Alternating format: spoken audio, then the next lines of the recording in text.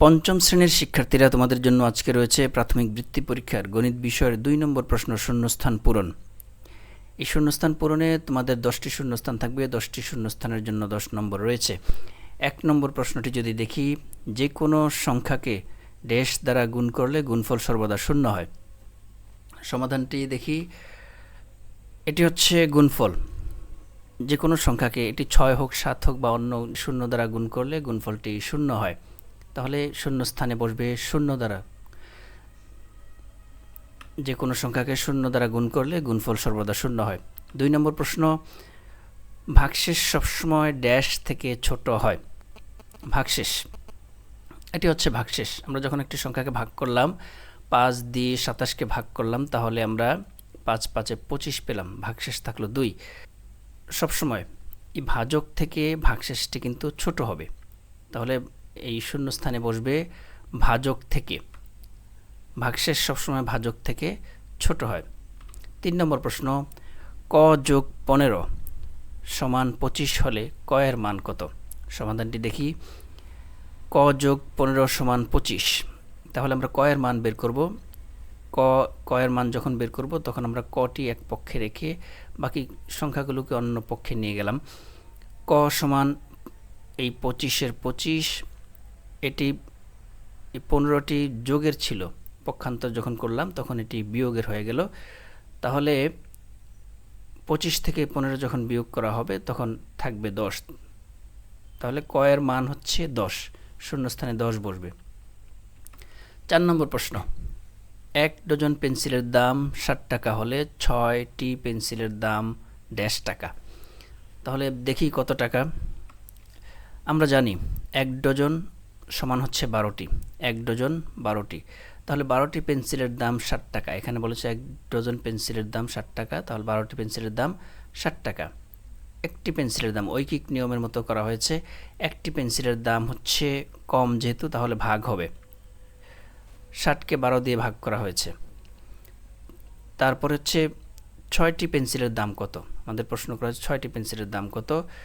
60-এর সাথে গুণ হবে 6, আর 12-এর হর হিসেবে 12 বসবে। 12 বসেছে।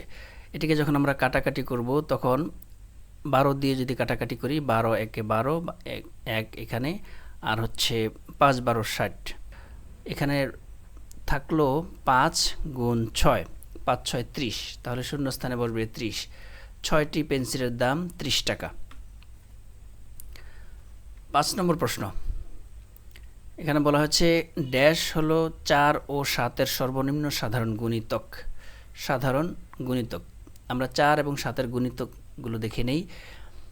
4-এর গুণিতক হলো, 4-এর নামতা পড়া, 4 একে 4, 4 দুগুণে 8, 4 তিনে 12, 4 4 16, 4 5 20, 4 6 24, 4 7 28। 7-এর গুণিতকগুলো 7 একে 7, 7 দুগুণে 14, 7 তিনে 21, 7 4 28।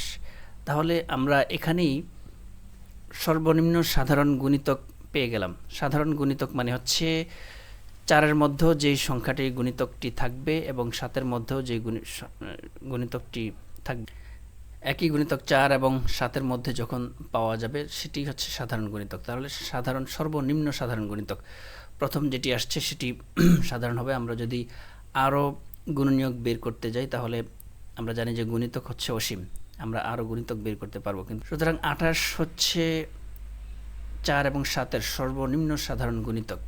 তাহলে শূন্যস্থানে 28 বসবে। 6 নম্বর প্রশ্ন, নিঃশেষী বিভাজ্যের ক্ষেত্রে ড্যাশ থাকে না। নিঃশেষী বিভাজ্য হচ্ছে কোনো সংখ্যাকে যখন ভাগ করা হয় তাহলে কোনো ভাগশেষ থাকে না। তাহলে এখানে বলবে নিঃশেষী বিভাজ্যের ক্ষেত্রে ভাগশেষ থাকে না। শূন্যস্থানে বসবে ভাগশেষ।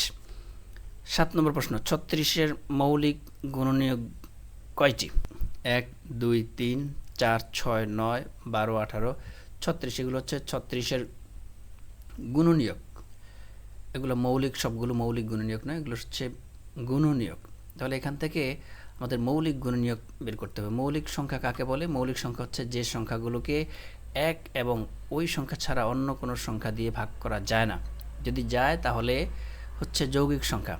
তাহলে মৌলিক গুণনীয়ক, এই গুণনীয়কগুলো থেকে যদি আমরা মৌলিক সংখ্যা বা মৌলিক গুণনীয়ক বের করতে চাই, তাহলে আমরা দেখব যে এখানে 2-এর গুণনীয়ক আছে দুটি,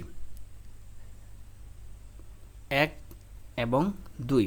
3-এর গুণনীয়ক আছে দুটি, 1 এবং 3। বাকি সবগুলোরই 2-এর অধিক গুণনীয়ক রয়েছে, যেমন 4-এর 1, 2 এবং 4, তার মানে 3টি।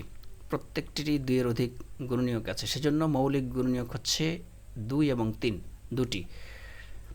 তাহলে শূন্যস্থানে বসবে দুটি। 8 নম্বর প্রশ্ন, অপ্রকৃত ভগ্নাংশের মান ড্যাশ অপেক্ষা বড়। অপ্রকৃত ভগ্নাংশ, অপ্রকৃত ভগ্নাংশ কি? যে ভগ্নাংশের হর ছোট লব বড় সেই ভগ্নাংশকে অপ্রকৃত ভগ্নাংশ বলা হয়। তাহলে অপ্রকৃত ভগ্নাংশ ড্যাশ অপেক্ষা বড়। কি অপেক্ষা বড়?